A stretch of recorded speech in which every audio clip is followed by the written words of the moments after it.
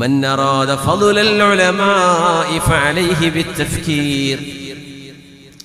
ആലിമീങ്ങൾക്ക് അല്ലാഹു നൽകുന്ന പ്രതിഫലം വലുതാണ്. ഫളലുൽ ആലിമി അലൽ ആബിദി.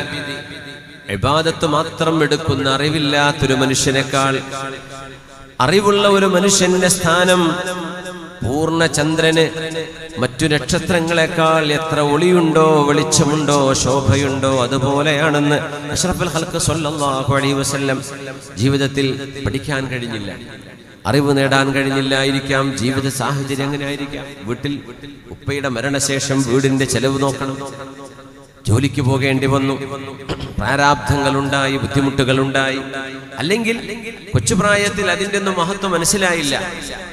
അങ്ങനെ ചേർത്ത് പഠിപ്പിക്കാൻ വേണ്ടി കൊണ്ടു ചേർത്തിടത്ത് നിന്ന് ഇറങ്ങിപ്പോന്നിട്ടുണ്ടാവും. യൂസുഫ് ഉസ്താദ് അവിടെ ഇരിക്കുന്നുണ്ട്.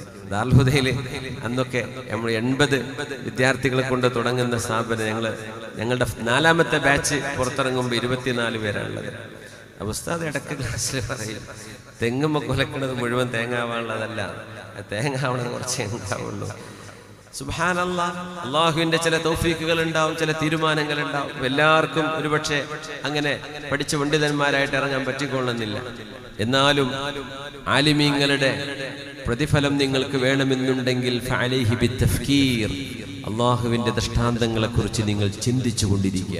സുബ്ഹാനല്ലാഹ്, നല്ല നല്ല ചിന്തകൾ, ആലോചനകൾ, അള്ളാഹുവിനെ കുറിച്ച്, പരലോകത്തെ കുറിച്ച്, പ്രപഞ്ചത്തിന്റെ സൃഷ്ടിപ്പിനെ കുറിച്ച്, അള്ളാഹുവിന്റെ സംവിധാനങ്ങളെ കുറിച്ച് സുബ്ഹാനല്ലാഹ് എന്ന് മനസ്സുകൊണ്ട് പറയുന്ന ചിന്തകൾ.